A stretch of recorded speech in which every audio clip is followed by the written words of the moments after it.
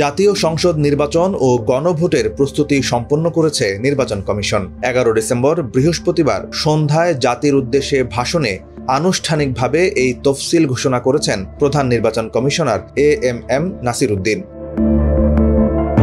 তফসিল ঘোষণার মধ্য দিয়ে নির্বাচনের দিনক্ষণ চূড়ান্ত হলো, অর্থাৎ ভোটের তারিখ কবে থেকে প্রার্থীরা মনোনয়ন সংগ্রহ করবেন বা জমা দেবেন, এই ধরনের বিষয়গুলো চূড়ান্ত হলো। মূলত এর মাধ্যমেই যাত্রা শুরু করলো নির্বাচনী ট্রেন। তফসিল ঘোষণার পর কিছুটা বাড়বে নির্বাচন কমিশনের ক্ষমতা। নির্বাচন কমিশন একটি স্বাধীন প্রতিষ্ঠান। সংবিধান অনুযায়ী নির্বাচন কমিশনকে কিছু ক্ষমতা দেওয়া হয়েছে, আর এই ক্ষমতা স্পষ্ট করা হয়েছে গণপ্রতিনিধিত্ব আদেশ বা আরপিওতে।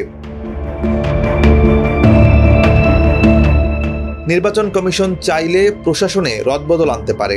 গণপ্রতিনিধিত্ব আদেশে বলা হয়েছে, নির্বাচনের তফসিল ঘোষণার পর থেকে বিভাগীয় কমিশনার, মেট্রোপলিটন পুলিশ কমিশনার, জেলা প্রশাসক, পুলিশ সুপার এবং তাদের অধস্তন কর্মকর্তাদের নির্বাচন কমিশনের সঙ্গে আলোচনা করা ছাড়া বদলি করা যাবে না।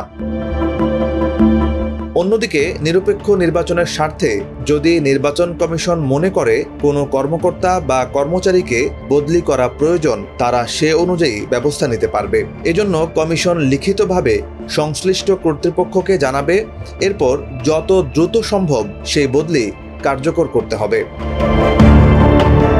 কোনো প্রার্থী যদি নির্বাচনী আইন বা আচরণবিধি লঙ্ঘন করেন, তার বিরুদ্ধে নির্বাচন কমিশন ব্যবস্থা নেবে। এমনকি অভিযোগ গুরুতর হলে প্রার্থিতাও বাতিল হতে পারে। নির্বাচন কমিশনার রিটার্নিং কর্মকর্তাদেরও নিয়ন্ত্রণ করতে পারবেন। দেশে সাধারণত জেলা প্রশাসকরাই নির্বাচনকালীন রিটার্নিং কর্মকর্তার দায়িত্ব পালন করেন। অবশ্য এর ব্যতিক্রমও আছে। মূলত এই দায়িত্ব দেওয়া হয় নির্বাচন কমিশন থেকেই।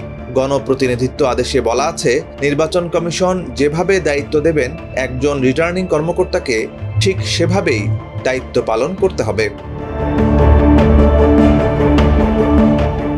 প্রয়োজন মনে করলে ইসি তফসিল সংশোধন করতে পারে। সংশ্লিষ্ট অন্যান্য তারিখও পরিবর্তনের ক্ষমতা রয়েছে কমিশনের।